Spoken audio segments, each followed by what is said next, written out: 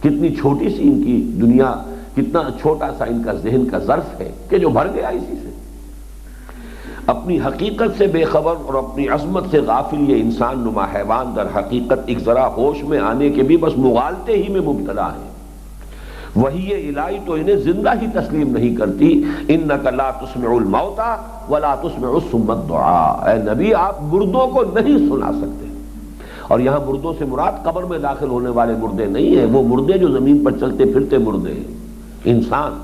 ورنہ حضور نے کبھی جا کر قبروں پر کھڑے ہو کر اپنی تبلیغ نہیں فرمائی ہے کہ آپ نے جا کر قبروں کو سنانے کی کوشش کی ہو کہ تبلیغ فرمائے۔ آپ اپنی تبلیغ تو آپ کر رہے تھے ان کو کہ جو زندہ تھے بظاہر، چلتے پھرتے جو حیوان تھے اور چلتے پھرتے مردہ جو تھے، جنہیں میں کہا کرتا ہوں تعزیے ہیں چلتے پھرتے، یہ در حقیقت مقبرے ہیں۔ تو قرآن کہتا ہے انک لا تسمع الموتى، یہ تو مردہ ہے، اس لیے کہ انسانیت والی زندگی ان میں ہے ہی نہیں۔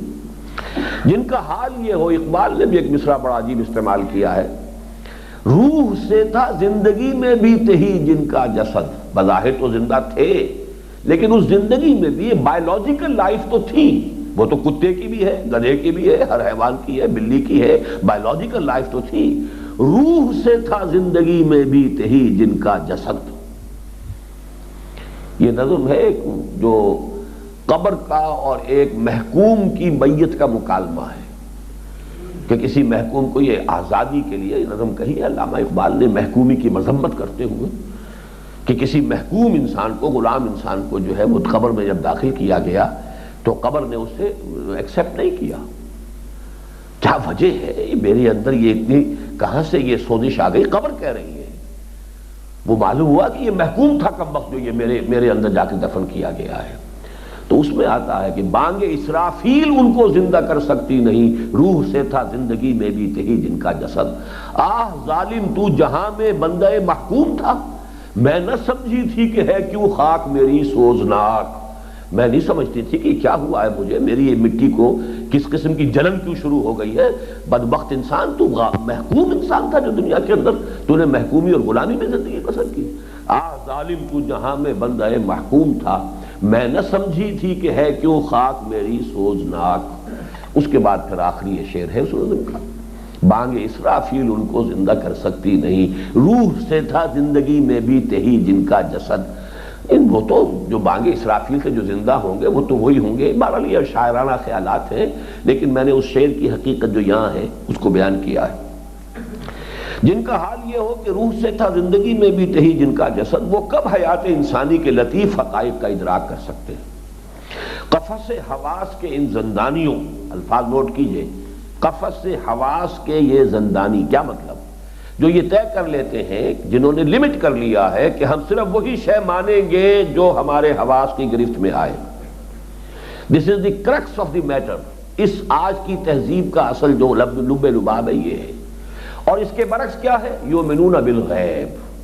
قرآن مجید آغاز کرتا ہے ہدی للمتقین الذین یؤمنون بالغیب۔ ایک وہ لوگ ہیں کہ جو ہمارے تجربے میں جو شے آ رہی ہے، جو ویریفائبل ہے، جس کو ہم دیکھ سکتے ہیں، چکھ سکتے ہیں، سونگھ سکتے ہیں، بہرحال وہ ہے کہ جس کو ہم مانیں گے۔ باقی ہے یا نہیں ہے، ہو سکتا ہے ہو، نہیں ہے نہ ہو، کیا پتا کس نے دیکھا کس نے بتایا، ہے بھی تو وہ لا یعبا بہی ہے، اس کی طرف کوئی توجہ کرنے کی ضرورت نہیں ہے، کوئی اہم شے نہیں ہے۔ اصل شے تو یہ زندگی ہے۔ وہ جو میرا ابتدائی جو ہے وہ پہلا پیرا ہے اسلام کی نشأت ثانیہ نامی کتابچے کا، کہ اس تہذیب کا اصل جو ہے وہ خلاصہ یہ ہے کہ تین چیزوں پر مقدم ہو گئی ہے۔ خدا پر کائنات مقدم ہو گئی، روح پر مادہ مقدم ہو گیا، حیات اخروی پر حیات دنیاوی مقدم ہو گئی۔ انکار ہو یا نہ ہو، مقدم یہ ہے، اہم یہ ہے، اصل حقیقت ان کی۔ یہ وہ ہے جنہوں نے اپنے آپ کو اس دائرے میں محصور کر لیا۔ قفس سے حواس کے ان زندانیوں کو کون باور کرا سکتا ہے کہ ایسے کچھ تار بھی ہیں ساز حقیقت میں نہاں، چھو سکے گا نہ جنہیں زخم مضراب حواس۔ حقائق ایسے بھی ہیں اس کائنات کے کہ جو حواس کی گرفت میں نہیں آ سکتے۔ کنفیوشس کا جملہ آپ نے میرے دروس میں سنا ہوگا، جس کو میں نے بارہا کوٹ کیا ہے، there is nothing more real than what cannot be seen and there is nothing more certain than what cannot be heard۔ یعنی ان حقیقتوں سے زیادہ یقینی حقیقت کوئی نہیں کہ جو ان کانوں سے نہیں سنی جا سکتی، صرف دل کے کانوں سے سنی جا سکتی ہے۔ یہ جملہ میں نے ایڈ کر دیا، صرف دل کے کانوں سے سنی جا سکتی ہے۔ یہ ہے وہ شنیدن دیگر، دوسری قسم کا سننا، اور اس سے زیادہ حقیقی اور واقعی چیزیں اور کوئی نہیں ہے جو ان آنکھوں سے نہیں دیکھی جا سکتی بلکہ جنہیں صرف دل کی آنکھ سے دیکھا جا سکتا ہے۔ یعنی کنفیوشس نے صرف لا کہا ہے، اللہ کا اضافہ میں کر رہا ہوں۔ There's nothing more certain than what cannot be seen, but it can be seen through the eyes of the heart. There's nothing more certain than cannot be heard through these ears, but they can be heard through the ears of the heart. یہ ہم بعد میں پڑھیں گے۔ ہاں جن کا ذہن اس 4 دن کی عمر دراز پر مطمئن نہ ہوتا ہو، عمر دراز مان کے لائے تھے 4 دن، 2 آرزو میں کٹ گئے، 2 انتظار میں، یہ ہے ظفر کا شعر۔ جن کے جسد خاکی میں حیات حقیقی کروٹیں لے رہی ہو، یہ اصل میں یہ جو ہے عقل اور منطق سے زیادہ وجدانی بنیاد پر یہ مضمون ہے، اس کو سمجھ لیجئے۔ جس کو انسان کے اپنے اندر حیات حقیقی کروٹیں لیتی محسوس ہو، اور جنہیں خود اپنے اندر ہی کی کوئی چیز اپنی عظمت کی جانب اشارے کرتی محسوس ہو، انہیں محسوس ہو کہ نہیں انسان میرا حیوان تو نہیں ہو سکتا، میری زندگی بس یہ مختصر 30 40 50 60 برس کی زندگی تو نہیں ہو سکتی، اندر سے کوئی گواہی ہو، اس لیے کہ اگر وہ ہے اندر، اس کی حقیقت زندہ ہے تو یہ گواہی اندر سے ابھرے گی۔ ان کے ضمیر پر جب نزول کتاب ہوتا ہے، یہ جب ہم پڑھتے ہیں ایمان کی ماہیت، تو ایک نور فطرت ہے اور ایک پھر نور وحی ہے۔ یہاں اسی چیز کو مختلف الفاظ میں بیان کیا گیا کہ وہ فطرت اندر سے زندہ ہے، جو اندر سے کہہ رہی ہے کہ نہیں یہ کچھ نہیں، صرف یہی انسان ایک مادی وجود نہیں، کوئی اور حقیقت بھی میری ہے۔ اور پھر اس کے اوپر نور وحی کا جب نزول ہوتا ہے، ان کے ضمیر پر نزول کتاب ہوتا ہے۔ تیرے ضمیر پہ جب تک نہ ہو نزول کتاب، گرہ کشا ہے نہ راضی نہ صاحب کشاف، تو حقیقت حیات کی گرہ کھلتی ہے۔ گرہ کشا ہے نہ راضی نہ صاحب کشاف، تو حقیقت حیات کی گرہ کھلتی ہے، اور وحی الہی کی بدلی سے حقائق کی بارش ہوتی ہے، تو ان کی عقل و وجدان کی پیاسی زمین کو ایسے محسوس ہوتا ہے جیسے اسے بعین ہی وہی چیز مل گئی جس کی اسے پیاس تھی۔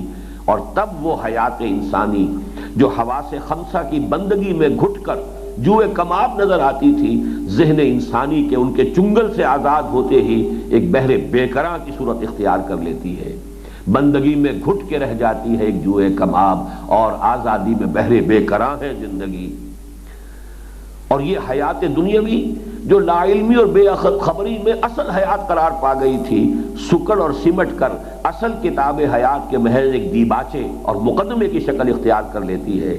سائقہ حق کون کر اعلان کرتا ہے وَإِنَّ الدَّارَ الْآخِرَةَ لَهِيَ الْحَيَوَانُ، اصل زندگی تو آخرت کی زندگی ہے۔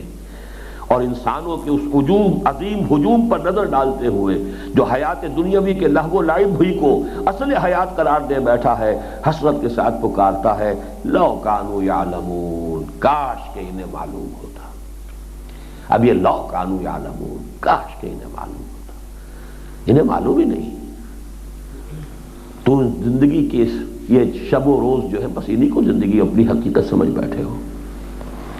پھر کبھی ڈانٹا جاتا ہے کلا بل تحبون العاجلہ وتذرون الآخرہ، کوئی نہیں بس تم دنیا سے محبت کرتے اور آخرت کو تم نے تج دیا ہے۔ اور کبھی شکوہ کیا جاتا ہے بل تؤثرون الحیات الدنیا والآخرۃ خیر وابقیٰ، تم حیات دنیاوی کو ترجیح دیتے ہو حالانکہ آخرت بہتر بھی ہے اور باقی بھی۔ اللہ اللہ کیا انقلاب ہے، کہاں یہ ذہن کی تنگی کہ زندگی بس یہی زندگی ہے، اور کہاں یہ وسعت نظر کہ حیات انسانی ابدی اور سرمدی ہے جس کی کوئی انتہا نہیں۔ کجا یہ کہ مایوس کن تصور، کجا یہ مایوس کن تصور کہ موت سلسلہ حیات کا اختتام ہے، اور کجا اس حقیقت کا ادراک کہ موت تو اصل زندگی کا شاہدرہ ہے۔ اس موت سے تو ہم اصل زندگی کے شہر میں داخل ہوں گے۔ یہ شاہدرہ جو لاہور کا ہے، اور شاہدرہ دلی کے بھی پار تھا، جمنا پار دلی کا شاہدرہ، کہ جو شاہدرہ ہے داخلے ہونے کی جگہ، تو اصل حیات کے اندر داخلہ جو ہے وہ اصل میں موت کے ذریعے سے ہے۔ کجا یہ کہ ایک تصور یہ ہے کہ موت پر زندگی ختم ہو گئی، زمین و آسمان کا انقلاب ہے۔ تیری جو ابتدا نہیں میری بھی انتہا نہیں، لیکن ذرا نوٹ کیجئے، یہ آپ نہیں سمجھ رہے ہو یہ کیسے کہہ دیا ابدی اور سرمدی اور لا انتہا، یہ تو ہمارے عقائد میں ہے۔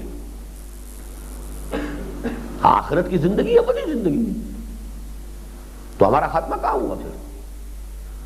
اگرچہ اس کے بارے میں کوئی ایک اور رائے بھی ہے، وہ میں بعد میں عرض کروں گا، لیکن یہ کہ قرآن مجید کا جو مین جو پیغام ہے وہ تو یہی ہے، ابداً ابدا، ہمیشہ ہمیشہ، لا يموت فیہا ولا یحیا، موت تو نہیں آئے گی نا، چاہے زندگی بھی نہ ہو جہنم والے کی، لیکن موت تو نہیں آئے گی۔ بہرحال تو ابدی تو ہو گئے ہم۔ بدقسمتی سے اخروی زندگی کے ماننے والوں میں بھی بہت کم بلکہ شاذ ہی ایسے ہیں جو اس کے جاننے والے ہیں۔ اب ان دونوں الفاظ کو سمجھیے، ماننا اور ہے عقیدے کی حیثیت سے، جاننا اس کی قدر و قیمت کا جاننا، اس حیات دنیاوی سے اس کی اصل ریشو پروپورشن کا جاننا، یہ کہا سارا معاملہ یہاں ہے۔ مانتے تو ہم سب ہیں، جانتے نہیں ہیں اسے۔ جانتے اور جان لے تو عظیم انقلاب آ جائے گا زندگی۔ ماننا اور ہے، اس کا آگے وضاحت آ رہی ہے۔ ایک یہ ہے کہ اصل زندگی تو یہ ہے، ایک ضمیمے کے طور پر وہ زندگی بھی ہے، جیسے کتاب کے ساتھ ضمیمہ لگا ہوتا ہے۔ ایک یہ کہ اصل کتاب زندگی موت کے بعد کھلے گی، یہ اس کا صرف مقدمہ یا دیباچہ ہے۔ ماننے میں تو ہو گیا، لیکن ان دونوں میں کتنا زمین و آسمان کا فرق ہے، ریشو پروپورشن کا فرق ہے۔ اگر اصل کتاب زندگی وہ ہے اور یہ صرف اس کا دیباچہ ہے تو آپ کا مینٹل ایٹیچیوڈ اور ہوگا، اور اصل کی زندگی یہ ہے وہ اس کا ضمیمہ ہے تو آپ کا مینٹل ایٹیچیوڈ اور ہوگا۔ کہنے کو آپ آخرت کے ماننے والے، دونوں ہی ماننے والے۔ تو بدقسمتی سے اخروی زندگی کے ماننے والوں میں بھی بہت کم بلکہ شاذ ہی ایسے ہیں جو اس کے جاننے والے بھی ہوں۔ اس کا ماننا جس قدر آسان ہے، جاننا اسی قدر دشوار ہے۔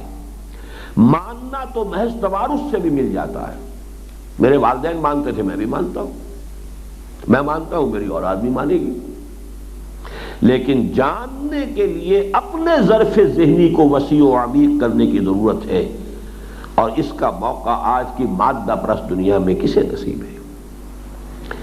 ماننے والوں کی غالب اکثریت نے حیات دنیاوی کو اصل کتاب جان کر حیات اخروی کو اس کے بس ایک تتمے اور ضمیمے کی حیثیت سے مانا ہے۔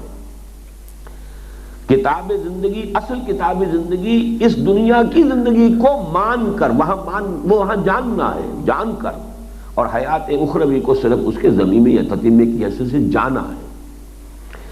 حالانکہ جاننا یہ چاہیے کہ اصل کتاب حیات تو موت کے بعد کھلنے والی ہے، یہ حیات دنیاوی تو بس اس کا ایک دیباچہ یا مقدمہ ہے، یہ حقیقت ہے اور وہ محض اس کا ایک عکس، وہ ابدی ہے، وہ حقیقت ہے اور یہ محض اس کا ایک عکس، وہ ابدی ہے اور لا متناہی اور یہ عارضی ہے اور مختتم، وہ حقیقی اور واقعی ہے اور یہ اس کے مقابلے میں محض کھیل تماشا بلکہ متاع غرور۔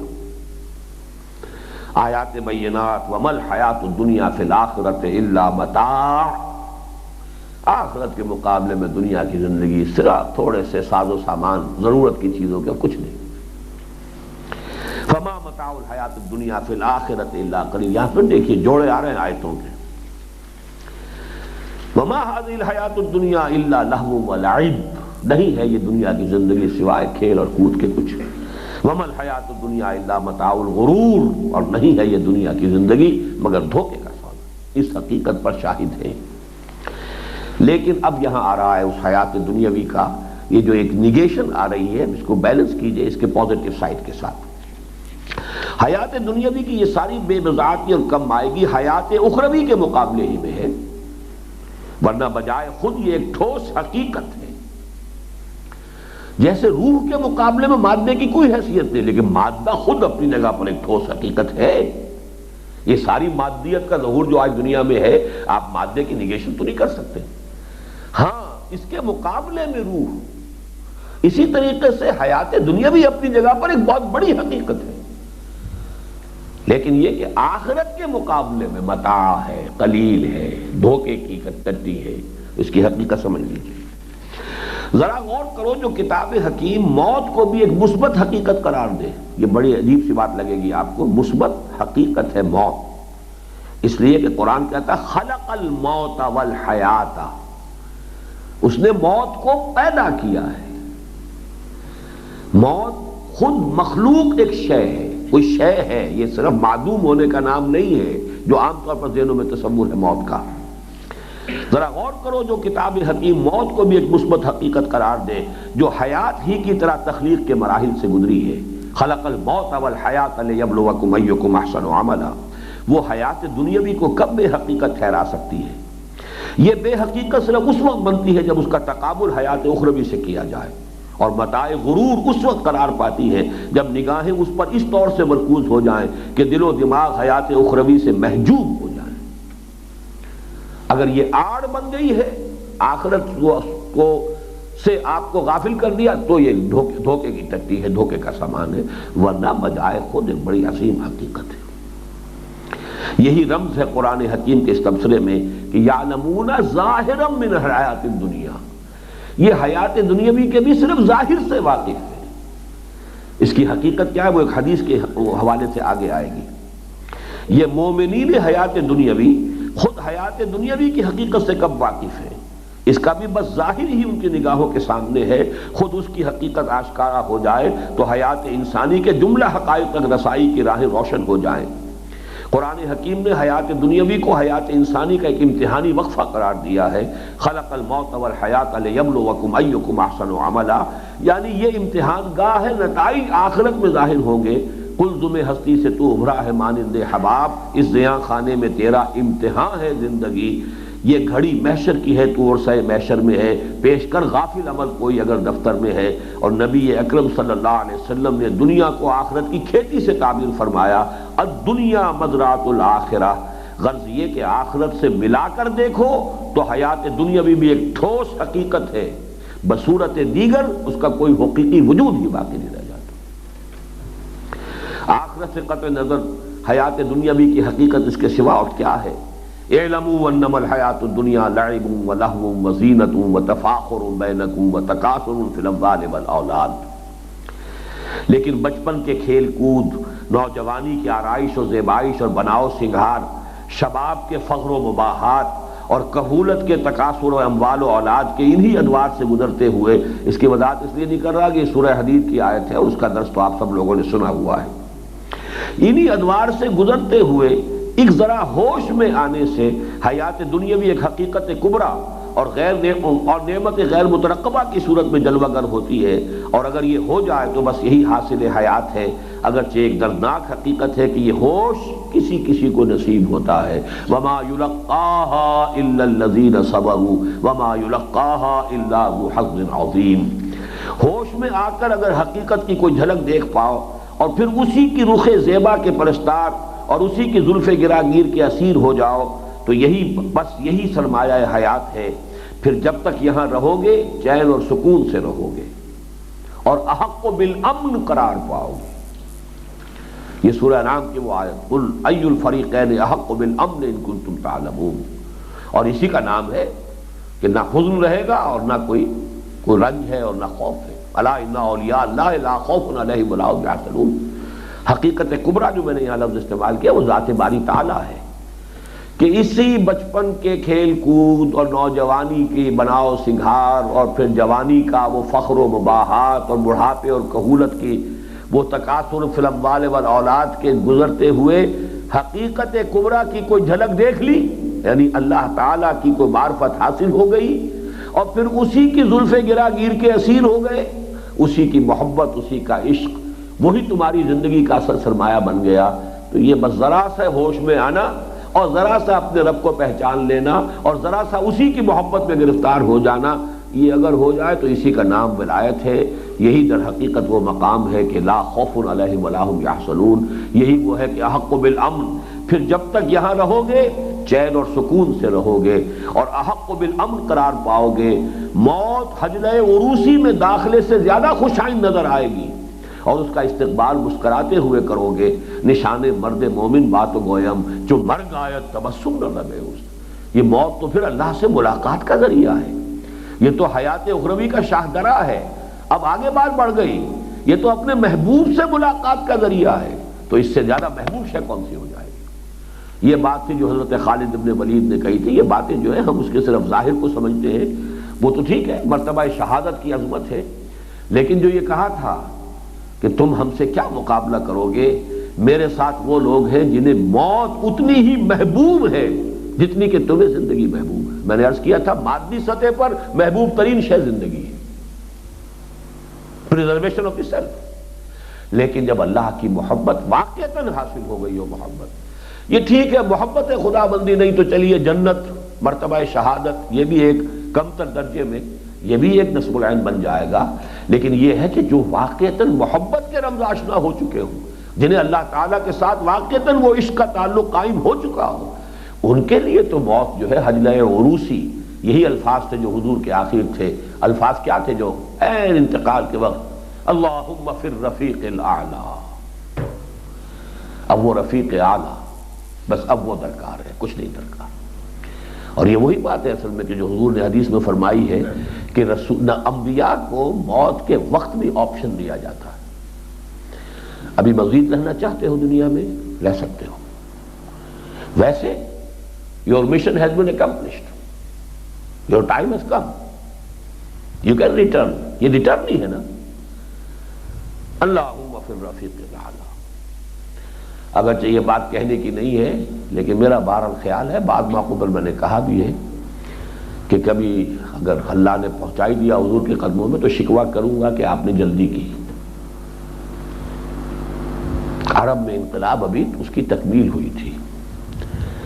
ابھی وہ جو لوگ یدخلون فی دین اللہ افواجا آئے تھے، ان کی تربیت کا ابھی مرحلہ باقی تھا. آپ نے جلدی کی، لیکن یہ وہ عشق کا غلبہ ہے. اب نہیں جی چاہ رہا رہنے کو مزید. اگر وہ وقت ختم ہو گیا، میرا جو ایک فرض منصبی ہے، الدنیا سجن المومن و جنت الکافر، یہ مومن کے لیے قید خانہ ہے. اس کے لیے تو جو قیدی کی سب سے بڑی آرزو تو ہے کہ وہاں سے چھٹکارا ملے. وہ تو ایک حکم ہے جس کی وجہ سے وہ پابند ہے. یہ زندگی لائبلٹی ہے، ایسٹ نہیں ہے اس معنی میں. یہاں تو ہم مجبوراً رکھے گئے ہیں. اگر آخرت پر یقین ہے اور اللہ سے محبت ہے تو بہرحال اس صورت میں موت محبوب ہوگی، موت کی طلب ہوگی، وہ مطلوب ہوگی. اور یہ جو میں نے کہا ہے کہ حجرہ عروسی میں داخلے سے زیادہ خوش آئند نظر آئے گی، اس لیے کہ وہ تو محبوب سے ملاقات کا ذریعہ ہے. نشان مرد مومن بات گویم جو مرگ آیا تبسم مرد. اور وہاں اٹھو گے تو اس حال میں کہ نورہم یسعی بین ایدیہم و بایمانہم، اور پھر ابد الآباد تک سکون ہی میں نہیں رہو گے. بلکہ اب یہ بلکہ جو ہے یہ عام لوگوں کے سامنے نہیں ہے. جنت کو لوگوں نے یہی سمجھا کوئی عیش کی جگہ ہے، بس عیاشی، کھائیں گے پیئیں گے اینڈیں گے وہاں، سمجھے جی، اور بس یہی کچھ ہے. جو لوگوں کی جن کی یہاں سے آگے سوچ ہی کوئی نہ ہو، جو دنیا کی نعمتیں بس وہ نعمتیں کروڑ گنا ارب گنا زیادہ وہاں ہو جائیں گی. اس سے اوپر ان کا کوئی تصور نہ یہاں ہے نہ وہاں ہوگا. لیکن یہاں سمجھئے پھر ابد الآباد تک امن اور سکون ہی میں نہیں رہو گے، بلکہ تمہاری مشاہدہ حق کی لحظہ بلحظہ بڑھتی ہوئی پیاس کو آسودگی عطا کی جائے گی، یہاں تک کہ تم حقیقت الحقائق اور جانے جانا کا مشاہدہ کرو گے. وجوہ یومئذ ناظرۃ الی ربھا ناظرہ. اور اگر ہوش میں نہ آئے، یہ تو ہوش میں آنا تھا کہ اسی زندگی میں بچپن کا جو تھا اور جوانی نوجوانی، پھر وہ کہولت اور بڑھاپا، اس میں کہیں کوئی ہوش آ گیا، ذرا ہوش آ گیا یعنی اللہ سے تعارف ہو گیا، اللہ کے جلال کی کوئی جھلک دیکھ لی اور انسان اس کا دیوانہ ہو گیا اور اسی کا عاشق اور اسی کا محب بن گیا، تو یہ کیفیت ہے. اور اگر ہوش میں نہ آئے، زمینی خواہشات ہی میں غلطاؤں پیچا رہے، وَلَكِنَّهُ أَخْلَدَ إِلَى الْأَرْضِ، زمینی خواہشات. ہمارا یہ نفس جو ہے، نفس امارہ، حیوانی وجود زمینی ہے، اور اس کی ساری توجہات ان زمینی دلچسپیوں کی طرف ہے، عالم اسفل کی طرف. اور اوندھے منہ پڑھ کر پستی پر نگاہوں کو جمائے رکھا، مُكِبًّا عَلَى وَجْهِهِ، اوندھے منہ چل رہے ہیں. افمن یمشی مکبا علی وجہہ اہدی امن یمشی سویا علی صراط مستقیم۔ اوندھے منہ پڑ کر پستی ہی پر نگاہوں کو جمائے رکھا اور یہاں کی جھوٹی مسرتوں اور آسودگیوں ہی کی تلاش میں سرگرداں رہے تو یہ زندگی تمناؤں اور آرزوؤں کے بحر لجین میں دیوانہ وار ہاتھ مارتے ہوئے بیت جائے گی، جہاں ظلمات بعضھا فوق بعض کے سوا کچھ نہیں۔ او کظلمات فی بحر لجی یغشاہ موج من فوقہ موج من فوقہ سحاب ظلمات بعضھا فوق بعض۔ پھر مرو گے اس پیاسے کی موت جو سراب کو پانی سمجھ کر دیوانہ وار دوڑتا رہا حتیٰ کہ انتہائی حسرت و یاس کی حالت میں جان دے دی۔ والذین کفروا اعمالهم کسراب بقیعۃ یحسبہ الظمآن ماء حتی اذا جاءہ لم یجدہ شیئا ووجد اللہ عندہ فوفاہ حسابا۔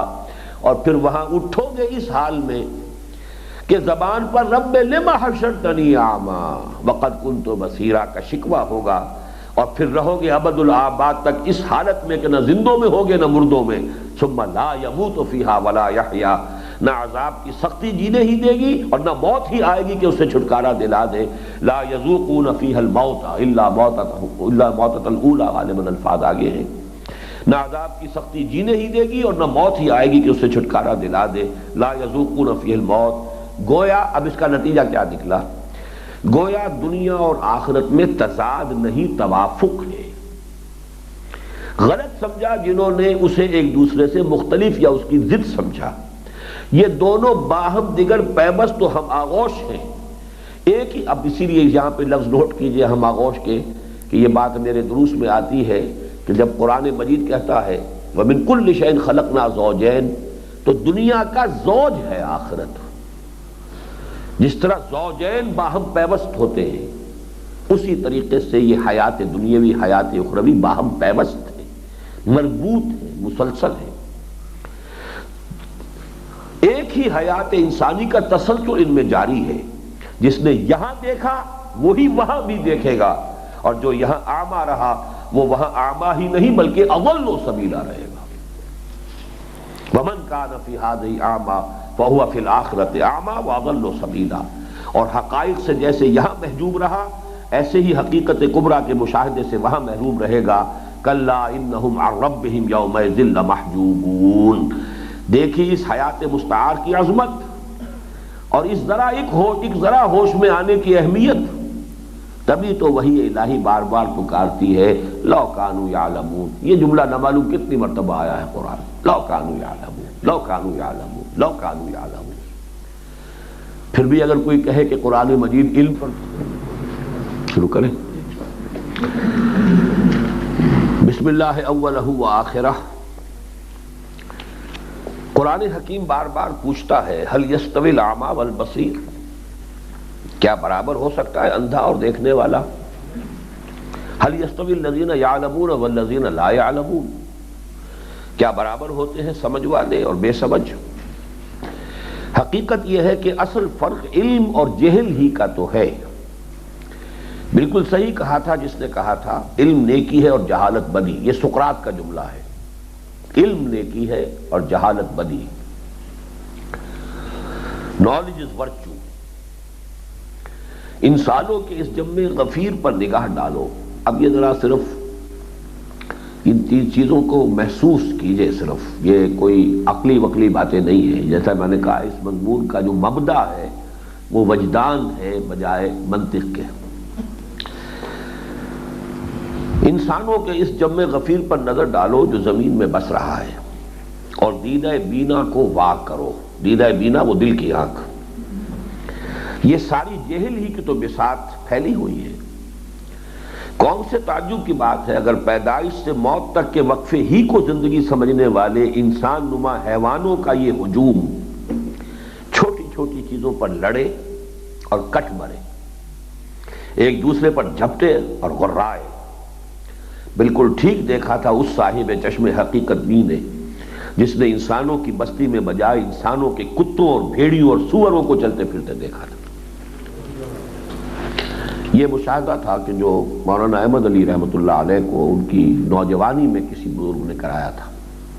وہ واقعہ یہ بیان کرتے ہیں کہ میں یہاں کشمیری بازار میں، اس زمانے میں وہ اصل میں نظر بند تھے لاہور میں، یعنی قید میں نہیں تھے لیکن لاہور سے باہر نہیں جا سکتے تھے۔ وہ جو ریشمی رومالوں کی تحریک کا سلسلہ تھا، چونکہ جو لوگ بھی کسی درجے میں اس کے ساتھ متعلق رہے تھے تو وہ ان کا نام بھی تھا، تو وہ نظر بند تھے۔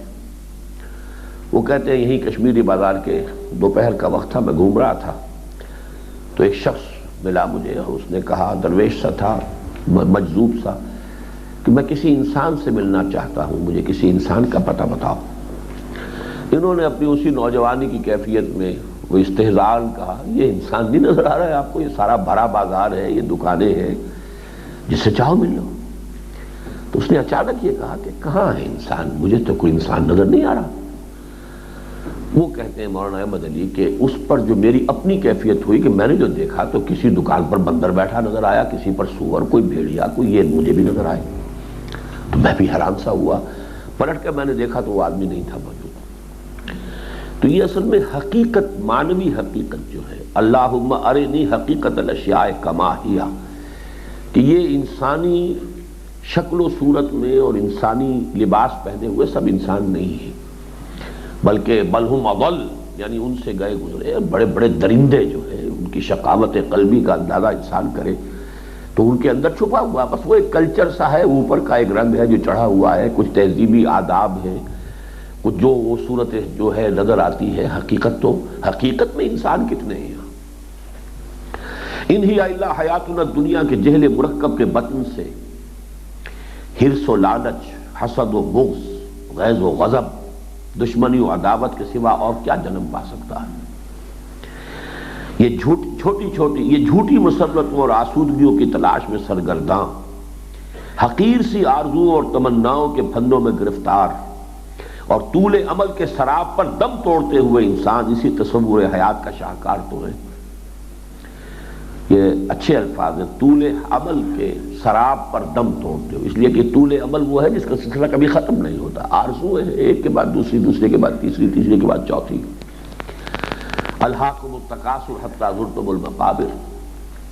تو یہ طول عمل جو ہے، امیدوں، آرزوؤں، تمناؤں کا جو یہ ایک غیر مختتم سلسلہ ہے، پھر وہ سراب محسوس ہوتا ہے، آخر میں آدمی اس پر دم توڑتا ہے۔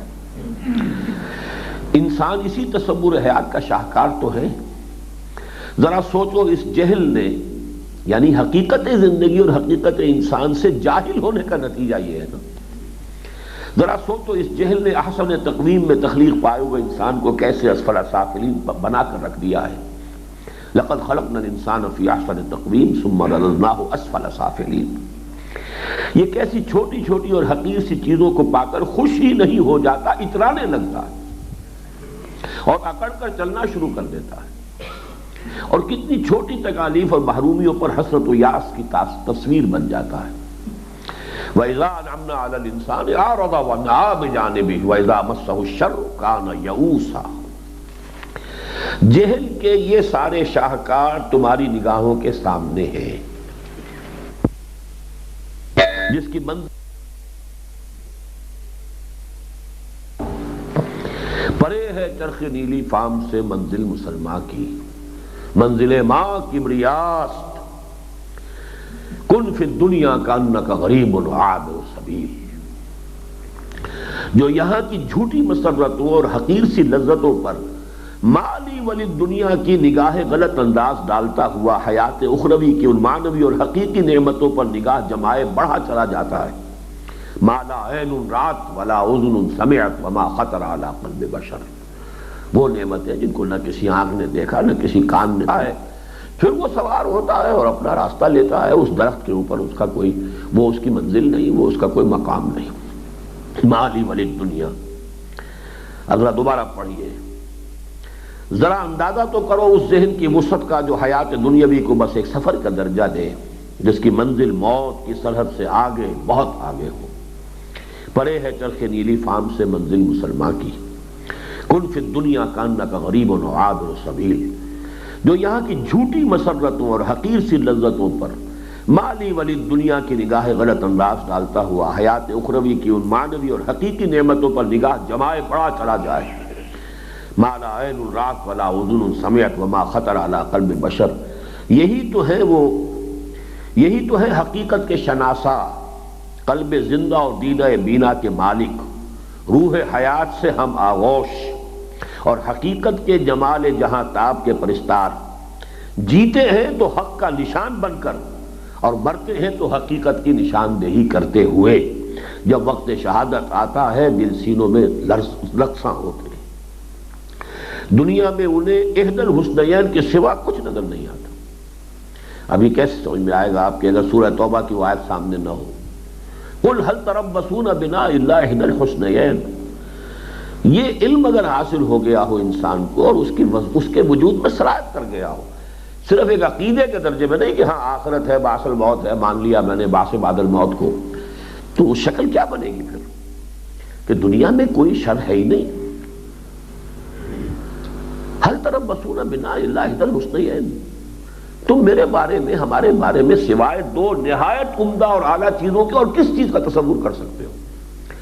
اگر موت آ جاتی ہے شہادت ہے، اگر ہم جیت کر واپس آ گئے غازی ہیں، ہمارے لیے کون سا ہے؟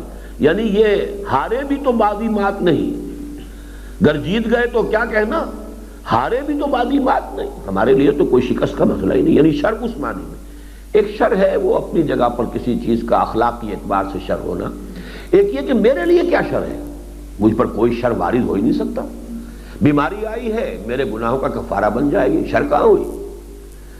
جیسا کہ حدیث میں آتا ہے مومن کا معاملہ عجیب ہے، اسے اللہ تعالیٰ کو نعمت دیتا ہے وہ شکر ادا کرتا ہے، وہ مجھے بھی اجر و ثواب، کوئی تکلیف آتی ہے صبر کرتا ہے، وہ بھی مجھے بھی اجر و ثواب، تو شر کیا ہوا؟ لہذا حقیقت میں یہ علم حاصل ہو جائے تو پھر وہ صرف استعارہ نہیں ہے، وہ صرف لفاظی نہیں ہے، الا ان اولیاء اللہ لا خوف علیہم ولا هم یحزنون، ایمان کی حقیقت نصیب ہو جائے تو وہ بالکل اس کا منطقی اور لازمی جو ہے تقاضا ہے، اس کا نتیجہ ہے۔ دنیا میں انہیں ایک الحسنیین کے سوا کچھ نظر نہیں آتا، اور موت ان کے لیے حیات جاوید کا پیغام لے کر آتی ہے، بل احیاء عند ربہم یرزقون۔ یہ ہے کرشمہ اس حقیقت کے علم کا کہ حیات انسانی ابدی ہے۔ درختوں کو پھلوں سے پہچاننے والوں کو اندازہ کر سکتے ہو اس شجر حیات کی عظمت کا، جس کا تصور ذہن کی اس وسعت، نگاہ کی اس بلندی اور کردار کی اس پختگی کے برگوبار لاتا ہے۔ یہ اس ایمان کے اصل میں نتائج ہیں، ثمرات ہیں، یہ اس کے برگوبار ہیں، یہ اس کے انسان کے احساسات ہونے چاہیے، یہ اس کا نقطہ نظر ہونا چاہیے حوادث دنیا کے بارے میں۔ اصلھا ثابت و فروعھا فی السماء، اس کی جڑ مضبوط ہے زمین میں جمی ہوئی اور اس کی شاخیں آسمان سے بات کر رہی۔ اب آ رہا ہے اصل میں وہ نقطہ، یہ تو ساری چیز وہ ہے کہ جو سب آپ بھی جانتے ہیں، سبھی جانتے ہیں، اس کی ایک تعبیر ہے ادیبانہ کہہ لیجئے، خطیبانہ کہہ لیجئے، اس میں قرآن مجید اور خاص طور پر علامہ اقبال کے اشعار کی جو ہے وہ ایک خوبصورت استانے بانے کے اندر جو ہے وہ پھول ہے۔ ایک نقطہ جو میرا ایکسکلوسیو تھا وہ اب آ رہا ہے، یہ وہ بات ہے کہ جو یوں سمجھیے کہ قرآن مجید کی جو آیات حکمت ہیں ان میں سے ایک شے جو اللہ تعالیٰ نے مجھ پر منکشف کی اور جس کو پھر میں نے اس مضمون میں لکھا، جس پر مولانا عبدالغفار حسن صاحب کا خط آیا تھا مدینہ منورہ سے کہ یہ پہلی بار تم نے یہ حقیقت بیان کی ہے اور اس میں کوئی شک نہیں کہ بہت عظیم بات ہے، الفاظ لفظاً نہیں، لفظاً فرق ہوگا لیکن یہ کہ باہر انہوں نے اعتراف کیا تھا، اور یہ حقیقت واقعتاً ہمارے مفسرین میں سے جہاں تک میں نے عرض کیا کہ ساری تفسیروں کا تو میں نے ظاہر بات ہے کہ احاطہ نہیں کیا ہے، لیکن یہ بات کہیں نہیں تھی، یہ کہیں اور سے حاصل شدہ نہیں ہے، میرے اپنے وہ ذہن کا جو منطقی انداز تھا جو میں نے کل عرض کیا تھا، قرآن مجید ہی کے مقامات سے اور ایک خاص آیت سے پھر وہ بات مجھ پر منکشف ہوئی۔ اور ابھی یہ تو ایک ہی رخ ہے عظمت حیات کی تصویر کا، دوسرا رخ ابھی باقی ہے۔ ابدیت کے رخ کے جاننے والے چاہے کم ہو، اس کے ماننے والے تو بہت ہیں، ہر مسلمان مانتا ہے جنت ابدی ہے، دوزخ ابدی ہے، تو تمام انسان یا جنت میں یا دوزخ میں تو سب ابدی ہو گئے، ہمیشہ ہمیشہ رہیں گے۔ لیکن تصویر کے اس دوسرے رخ کو تو شاذ ہی کسی نے دیکھا ہے۔ وحی الہی نے حیات، جہاں حیات بعد الممات کے حقائق کو اجاگر کیا ہے، وہاں حیات قبل الولادت کی حقیقت کو بھی بالکل مخفی نہیں رکھا۔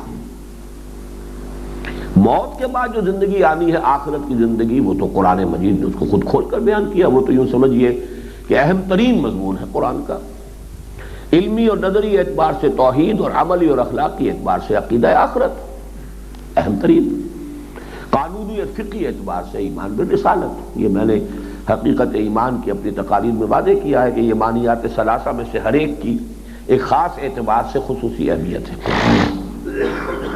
وحی الہی نے جہاں حیات بعد الممات کے حقائق کو اجاگر کیا ہے، وہاں حیات قبل الولادت کی حقیقت کو بھی بالکل مخفی نہیں رکھا، اگرچہ یہ واقعہ ہے کہ اس کا اظہار بطرز خفی کیا۔ یہ میں کل بیان کر چکا ہوں، گہرے علمی اور حکیمانہ مضامین قرآن مجید میں بطرز خفی آئے ہیں، چھپے ہوئے، لیکن اس کا سبب بالکل معقول اور بادنا تأمل معلوم ہو جانے والا ہے۔ کتاب الہی ھدی للناس ہے، اور اس نے انسانوں کے مختلف طبقات اور گروہوں کی ضرورت کو گہری حکمت کے ساتھ پیش نظر رکھا ہے۔ حیات بعد الممات کا علم انسانوں کی ایک عظیم اکثریت کی حیات دنیاوی کی عملی اصلاح کے لیے ناگزیر تھا۔ حیات اخروی کو آپ جانیں گے تبھی اس دنیا کی عمل درست ہوگا۔ وہ جو کانٹ کا کہنا ہے کہ there is no possibility of any morality without believing in God، بالکل اسی طرح سمجھیے کہ کسی morality کا کوئی تصور نہیں ہے آخرت کا آپ کو عقیدہ نہ ہو۔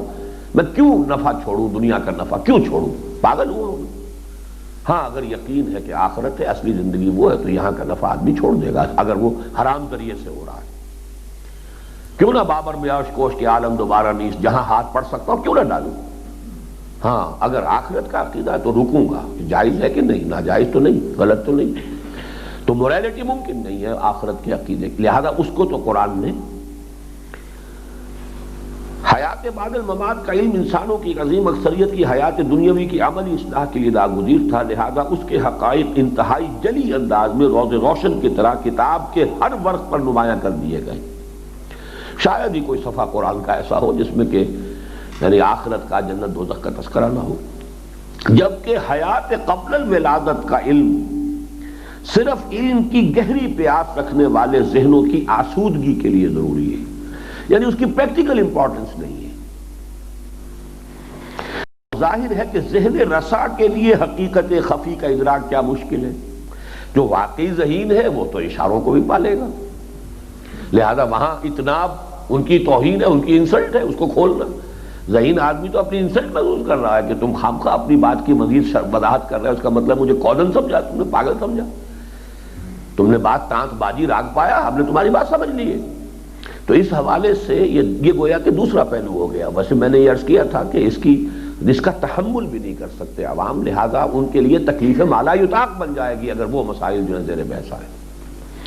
یہ تو گویا کہ اس نئے نقطے کی ایک تمہید ہے۔ یہی وجہ ہے کہ تصویر حیات کے اس رخ کی بس کوئی جھلک ہی کہیں کہیں دکھا دی گئی ہے۔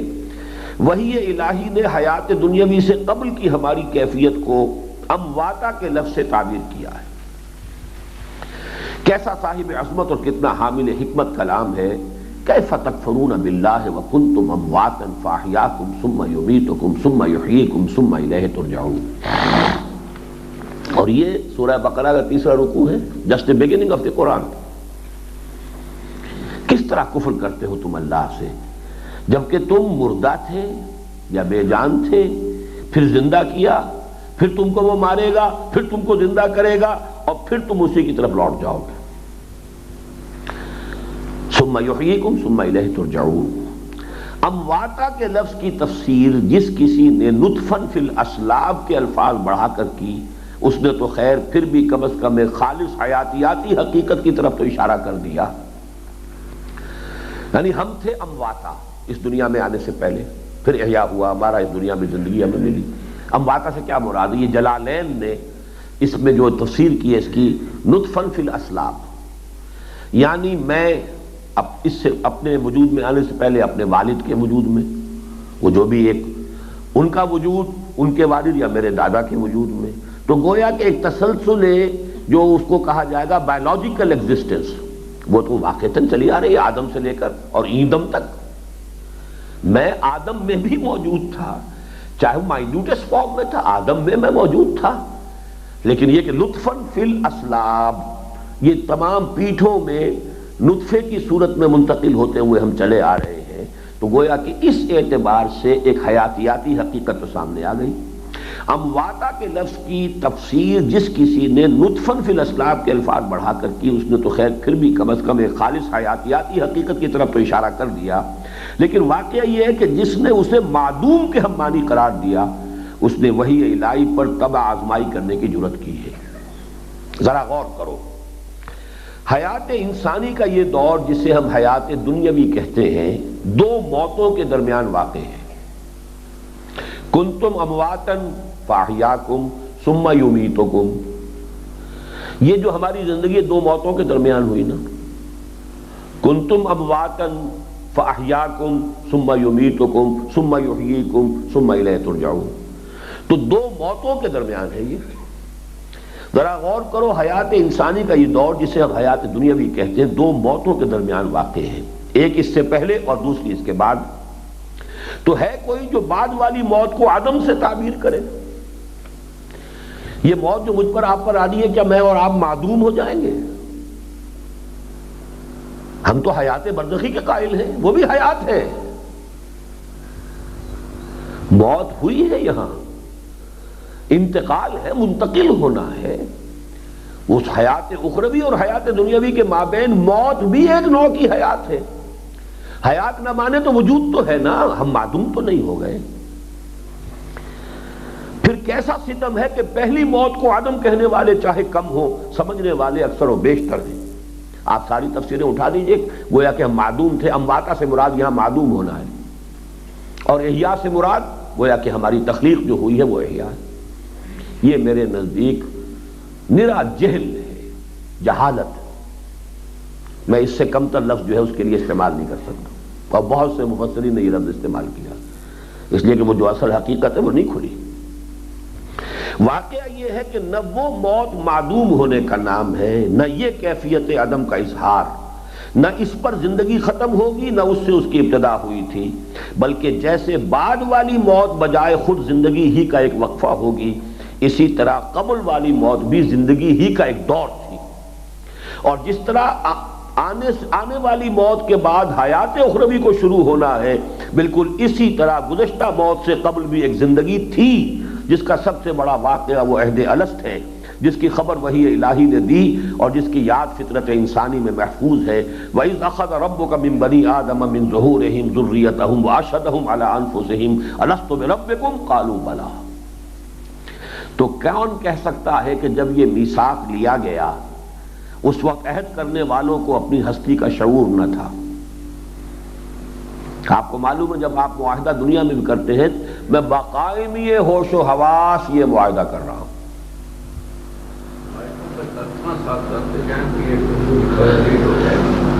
وَإِذْ أَخَذَ رَبُّكَ مِن، میں نے کیا ہے نا، اور جب نکالا تیرے رب نے بنی آدم کی پیٹھوں سے ان کی اولاد کو اور اقرار کرایا ان سے ان کی جانوں پر، کیا میں نہیں تمہارا رب؟ بولے ہاں ہے، ہم اقرار کرتے ہیں۔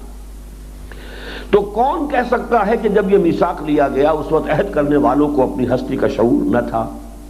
اگر ایسا ہوتا تو کیا اس عہد و میثاق کی کوئی حیثیت اور اہمیت ہو سکتی تھی جو کلام الہی کے سلسلہ استدلال کی ایک اہم کڑی ہے؟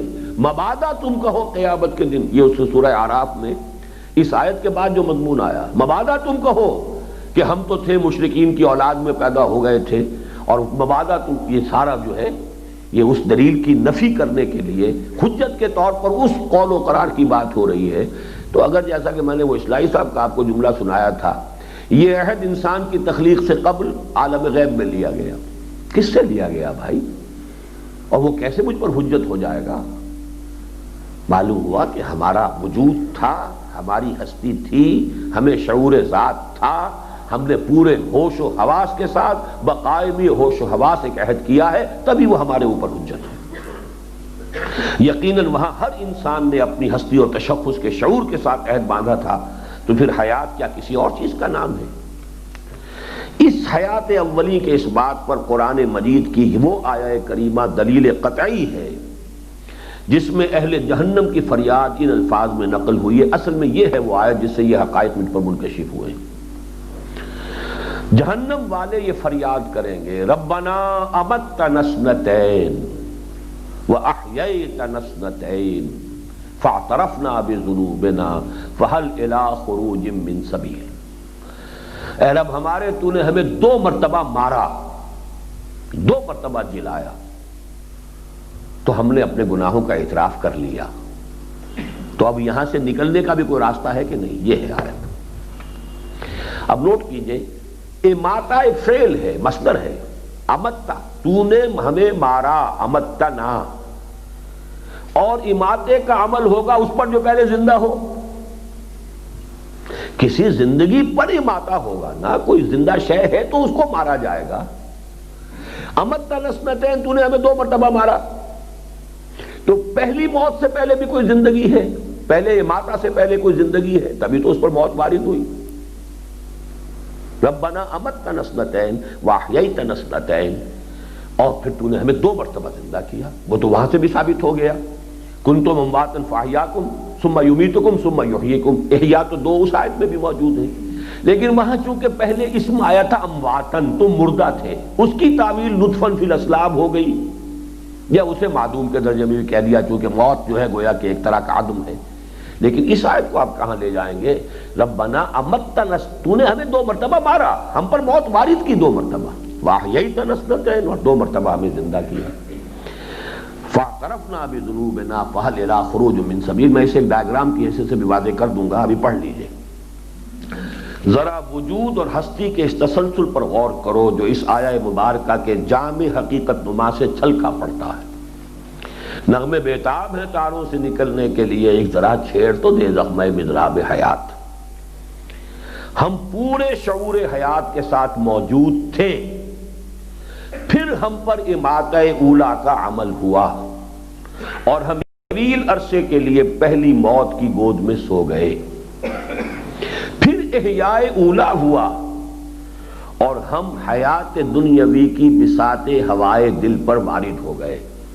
اے تازہ واردان بساط ہوائے دل، زنہار گر تمہیں ہوس ناؤ نوش ہے۔ یہ ہوائے دل، یہ دنیا کی زندگی جو آرزوؤں، امنگوں، خواہشات اس کے ساتھ ہے۔ پھر اماتہ ثانیہ ہوگی، اور ہم پھر ایک بار نیند، موت کی نیند سو جائیں گے، اور پھر احیاء ثانیہ کا سور پھونکا جائے گا، اور ہم زندہ جاوید ہو جائیں گے۔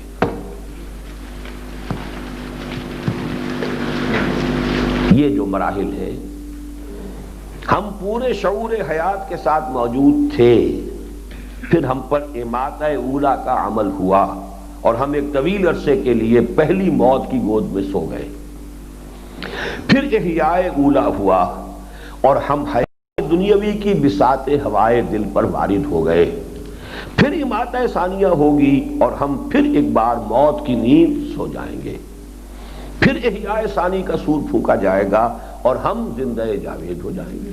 وَإِنَّهَا لَجَنَّةٌ أَبَدًا أَوْ لَنَارٌ أَبَدًا۔ ذرا ٹھہرو، حیات کی عظمت کے ساتھ ساتھ موت کی حقیقت بھی دیکھ لو۔ یہ زندگی کا ایک وقفہ ہی نہیں، سلسلہ حیات کی ایک کڑی اور زندگی ہے کی ایک صورت ہے، بالکل نیند سے مشابہ ہے۔ اس لیے میں نے سونے کے الفاظ استعمال کیے ہیں، 2 مرتبہ، موت کی گود میں سو جائیں گے۔ اب ذرا آیت تلاوت کرو، تلاوت کرو آیہ کریمہ، اللہ یتوفی الانفس حین موتها واللتی لم تمت فی منامها۔ اللہ تعالیٰ کھینچ لیتا ہے جانے جب وہ وقت ان کے مرنے کا ہو، اور جن کے مرنے کا وقت نہیں آیا ہوتا تو ان کی نیند میں کھینچ لیتا ہے۔ نیند کو موت سے کس قدر مشابہ قرار دیا گیا ہے، اور گوش حقیقت نیوش سے سنو نبی اکرم صلی اللہ علیہ وسلم کے الفاظ، واللہ لتموتن کما تنامون ثم لتبعثن کما تستيقظون۔ خدا کی قسم تم لازماً مر جاؤ گے جیسے تم سو جاتے ہو، پھر یقیناً اٹھا لیے جاؤ گے جیسے تم نیند سے بیدار ہوتے ہو۔ اور یاد کرو آپ کی وہ دعا جو آپ کی ہر صبح کا معمول تھی، الحمدللہ الذی احیانی بعدما اماتنی والیہ النشور۔ کل شکر ہے اس اللہ کا جس نے مجھے دوبارہ زندہ کیا اس کے بعد کہ مجھ پر موت وارد کر دی تھی، اور اسی طرح ایک دن اس موت سے بھی ہم جاگیں گے اور احیاء ہوگا، اور اللہ کی طرف جو ہے پھر ہمارا چل نکلنا ہوگا۔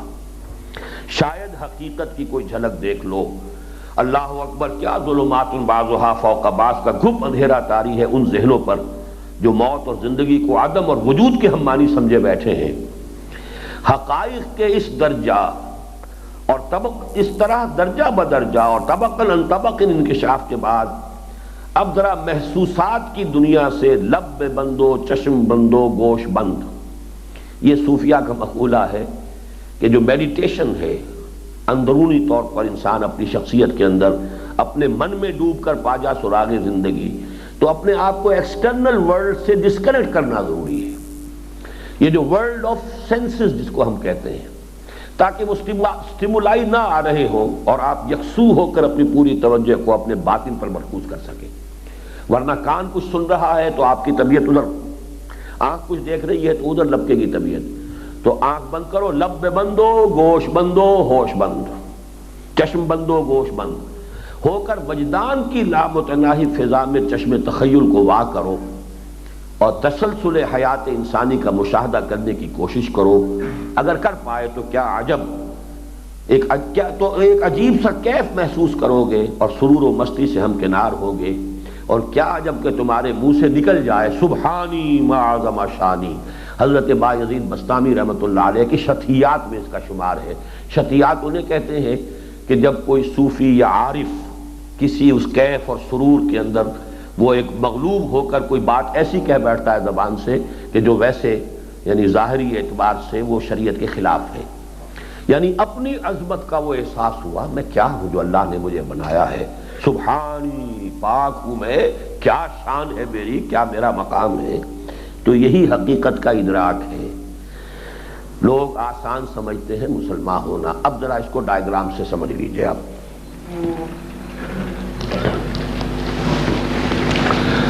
اصل میں تو چاہیے تھے کچھ رنگدار چوک ہے۔ اب دیکھیے میں یہاں سے ایک پوری اس کی لینتھ میں کھینچ رہا ہوں اس کو، تاکہ معلوم ہو کہ یہ لامحدود ہے کوئی ذات۔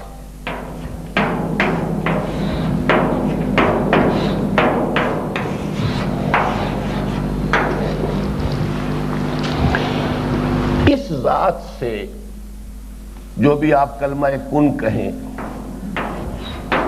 صادر ہوا، اور یہاں سے ہماری وہ روح کی تخلیق ہوئی۔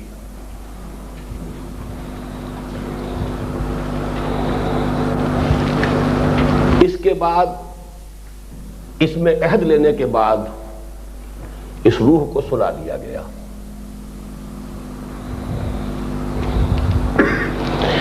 ادھر ذرا یہ سمجھیے کہ زمین ہے،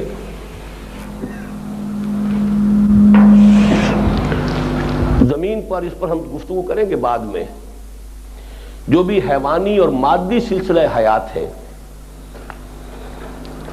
اس سے ایک جسم وجود میں آیا،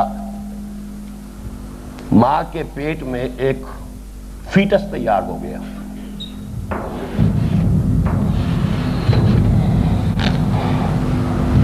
یہ روح اس کے ساتھ لا کر شامل کر دی گئی ہے۔ یہ احیاء ہے، اب احیاء اولا، احیاء اول۔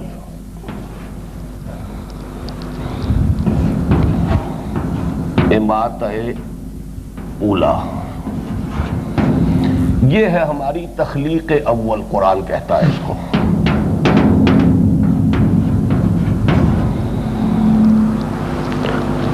کما خلقناکم اول مرہ، پہلی مرتبہ جب پیدا کیا تھا، پہلی مرتبہ کی ہماری تخلیق صرف ارواح کی حالت میں تھی، لیکن وہ ارواح، ہر روح اپنے شعور ذات کے ساتھ موجود تھی۔ میں، میری روح، آدم کی روح، محمد کی روح صلی اللہ علیہ وسلم، ابراہیم کی روح، یہ ساری ارواح بیک وقت ہیں۔ اسی لیے کہا گیا الارواح جنود مجندہ، لشکروں کے لشکر تھے، اور ان سب سے عہد لیا گیا الست بربکم قالوا بلی۔ یہ ہماری حیات اول تھی۔ اس کے بعد سلا دیا گیا۔ کولڈ سٹوریج میں وہ ارواح ہیں۔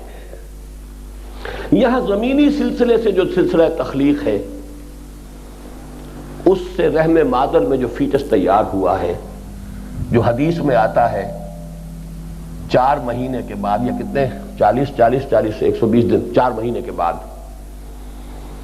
جو فرشتہ بھیجا جاتا ہے جو اس کی روح شامل کر دیتا ہے۔ اب یہ حیات دنیاوی ہے جس میں وہ روح بھی ہے اور یہ جسد بھی ہے۔ اس کو ذرا موٹا کر دینا چاہیے، نمایاں تو یہی نظر آتا ہے۔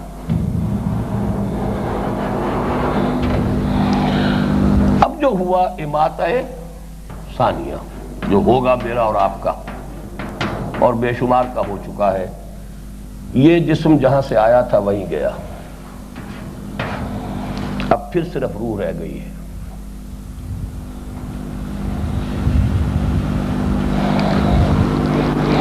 لیکن اس کو بھی باریک کرنا چاہیے، کیونکہ یہ موت کی نیند ایک ہے، نیم حیات، نیم شعوری۔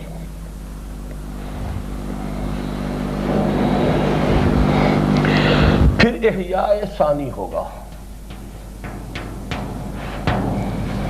پھر ایک جسد دیا جائے گا۔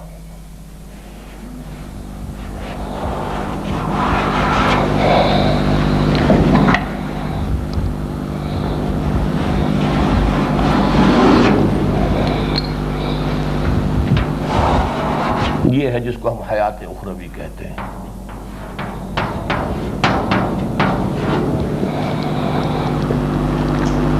عام عقیدہ تو یہ ہے کہ یہی چلتا جائے گا ہمیشہ ہمیش کے لیے،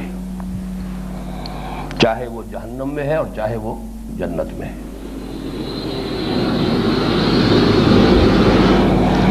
لیکن اس میں ایک دوسری رائے بھی ہے۔ ایک رائے تو میں نے بیان کی ہے کھل کر، اور وہ رائے یہ ہے کہ جہنم ابدی نہیں ہے۔ ایک وقت آئے گا کہ سزا اپنے اپنے جرائم اور ان کے ماں بعد اثرات بھی شامل کر کے اس کے مطابق سزا پا کر اور پھر وہ جہنم سے چھٹکارا مل جائے گا، یا یہ کہ معدوم کر دیا جائے گا اگر اس میں کوئی خیر ہے ہی نہیں۔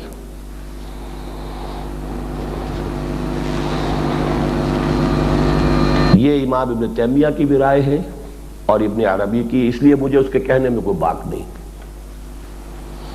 اور یہ ان چیزوں میں سے ہے کہ جس میں یہ 2 متضاد شخصیتیں جمع ہو گئی۔ ابن عربی شیخ اکبر ہیں متصوفین کے، ابن تیمیہ وہابیین کے، یہ دونوں تو ایک دوسرے کے ہر اعتبار سے اینٹی تھیسس ہیں، لیکن دونوں کے یہ امام کس بات پر متفق ہیں؟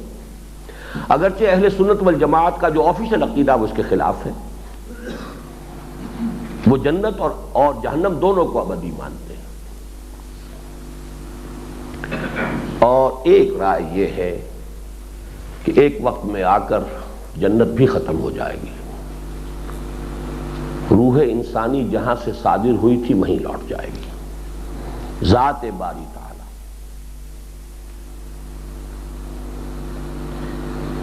یہ ہے ذرا ٹیڑھی کھیر، یہ صرف صوفیہ کا قول ہے، اگرچہ عقلی ہے، منطقی ہے، وہیں سے یہ صادر ہوئی تھی۔ اس پر ہم گفتگو بعد میں کریں گے۔ اصل میں جو اگلا ہے، جو ابھی تو ایک حصہ جو اور ہے حقیقت انسان کا، وہ تو تقریباً انہی چیزوں کی ریپیٹیشن آ رہی ہے۔ لیکن یہ کہ میں اب یہ آپ سے عرض کر رہا ہوں کہ میں اس دوسری رائے کا بھی قائل ہوں۔ انا للہ و انا الیہ راجعون، عشرت قطرہ ہے دریا میں فنا ہو جانا۔ روح وہیں سے صادر ہوئی ہے، یہ صادر کا لفظ استعمال کر رہا ہوں میں، اگرچہ تخلیق کا لفظ جو ہے وہ ایک جنرل ٹرم کی حیثیت سے استعمال ہو جاتا ہے، لیکن تکوین یہ اور شے ہے، تخلیق اور شے ہے۔ عالم امر اور عالم خلق کی بات ابھی کریں گے۔ یہ دونوں چیزیں ایک دوسرے سے جدا ہیں. لیکن ابھی ہم نے یہ سمجھ لیا کہ حیات جو ہے اس آیت کی حد تک، آپ اس بحث کو چھوڑ دیں، اس آیت کی حد تک بھی اب حیات کتنی ہو گئی ہماری. جو بھی تخلیق ہوئی ہے جس طریقے سے ہوئی اس کو چھوڑ دیجئے. پہلی تخلیق ہماری ہوئی عالم ارواح میں ارواح انسانیہ کی. جی تیسری نہیں، 5 حیاتیں. میرے نزدیک تو ویسے تو 5 حیات ہیں. نیند کے مشابہ ہے یہ بھی. سو گئے، وجود تو ختم نہیں ہوا ہے، ارواح ہے سوئی ہوئی ہے. لیکن ویسے 3 آپ کہیں گے صحیح ہے. حیات قبل الولادت اسی لیے تو استعمال کیا ہے. اس دنیا میں آنے سے پہلے ایک زندگی ہم گزار کر آئے ہیں، اور اس زندگی میں ہم نے عہد کیا تھا لست بربکم قالوا بلا. کوئی اور توجیہ اس کی ممکن ہی نہیں ہے. پھر ہمیں سلا دیا گیا. اب قرآن کی آیت یہاں سے چل رہی، کنتم امواتا فاحیاکم ثم یمیتکم ثم یحییکم ثم الیہ ترجعون. اچھا، ثم یحییکم اور ثم الیہ ترجعون، اس میں بھی میرے اس تیسرے قول کے لیے دلیل موجود ہے. ثم آتا ہے تراخی، بعث بعد الموت یہ ایک مرحلہ ہے، الیہ ترجعون یہ ایک اور علیحدہ مرحلہ ہے. پہنچی وہیں یہ خاک جہاں کا خمیر تھا، بالآخر تو وہیں جانا ہے. ہم وہیں سے آئے ہیں، وہیں ہمیں لوٹ جانا ہے.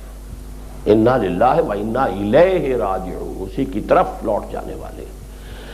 آخرت جو ہے وہ بھی، اب دیکھیے عام آدمی اس کو آخرت سے تعبیر کر کے گزر جائے گا، ٹھیک ہے، اور اس کے لیے کافی ہے. اصل شے جو ہے انسان کی کردار کی اصلاح جو ہے وہ تو ہو گئی اس سے کہ آخرت کا عقیدہ ہے تو اپنے اعمال کو درست رکھے گا، حق پر قائم رہے گا، ناانصافی نہیں کرے گا، ظلم نہیں کرے گا، حرام خوری نہیں کرے گا.